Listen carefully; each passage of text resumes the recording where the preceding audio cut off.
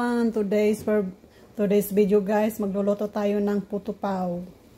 Ayan po, yan guys, yung ating puto. Yan wala pa siyang wala pa yang palaman.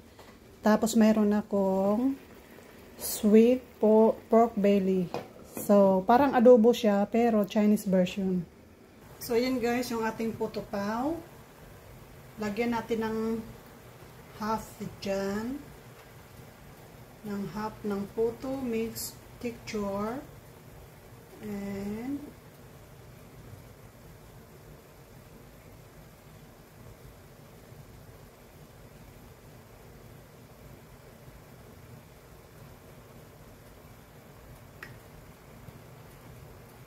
so yun guys, lagyan natin ng corn beef. Corn beef po ang ginamit ko guys.